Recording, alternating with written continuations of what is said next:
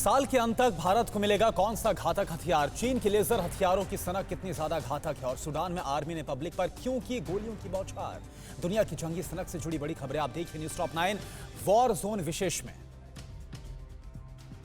S-400 deal पर भारत के समर्थन में बाइडेन से अमेरिका के 2 सीनेटरों ने अपील की है। सीनेटर मार्क वार्नर और जॉन कार्निन ने कहा है कि भारत के राष्ट्रीय हितों को ध्यान में रखते हुए दंडात्मक प्रावधानों के तहत एक्शन नहीं होना चाहिए।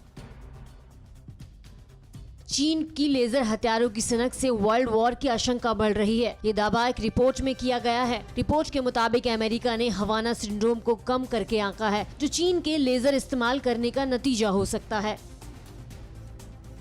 यूएन में ताइवान की भागीदारी बढ़ाने वाली अमेरिकी कोशिशों से चीन भड़क गया है। बीजिंग में चीनी विदेश मंत्रालय के प्रवक्ता ने कहा कि ताइवान एक स्वतंत्र द्वीप है। ऐसे में ताइवान को वैश्विक संगठनों में शामिल होने का अधिकार नहीं है। जापान ने चीन और रूस के जॉइंट नेवी एक्सरसाइज को लेकर गहरी चिंता जताई है, क्योंकि युद्धाभ्यास में शामिल 10 युद्धपोत जापान के उत्तरी और दक्षिणी द्वीपों के बीच अंतर्राष्ट्रीय जलमार्ग से होकर गुजरता है। अमेरिका और बहरीन की नेवी ने विध्वंसक ड्रोन ड्रिल के जरिए गल्फ कंट्रीज में हड़कंप मचा दिया है। बहरीन में यूएस फ्लीट ने समंदर में ड्रोन और आर्टिफिशियल इंटेलिजेंसी को मजबूती देने के लिए ये वॉर ड्रिल की है। उत्तर कोरिया की हिमाकतों का जवाब देने के लिए दक्षिण कोरिया तैयार है। दक्षिण कोरिया ने पहली बार F-35 स्टीलथ एयरक्राफ्ट के जरिए ताकत दिखाई है। घातक हथियारों से लैंस इस फाइटर जेट के जरिए डिफेंस एक्सो में शक्ति प्रदर्शन किया गया। साइबर हमलावरों ने ईरान के सर्वोच्च नेता आयतुल्लाह खमनेई को डायरेक्ट चुनौती देकर मुल्क की पेट्रोल पंप संचार प्रणाली को हैक कर लिया, जिससे पूरा मुल्क ठप पड़ा है। पेट्रोल स्टेशनों पर गाड़ियों की लंबी लंबी लाइनें देखी गयी।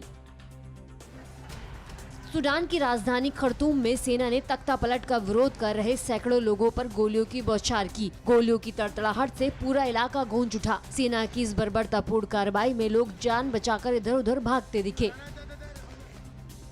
अंतर्राष्ट्रीय स्तर पर आलोचना के बाद सूडान की सेना ने नजरबंद किए गए प्रधानमंत्री अब्दुल्ला हमदोक को छोड़ दिया है। अमेरिका ने इस फैसले का स्वागत किया है, लेकिन सूडान को दी जाने वाली $700 मिलियन की सहायता राशि पर रोक लगा दी है। अड़ी सोमवार से शुक्रवार शाम 6 बजे सिर्फ TV9 भारतवर्ष पर।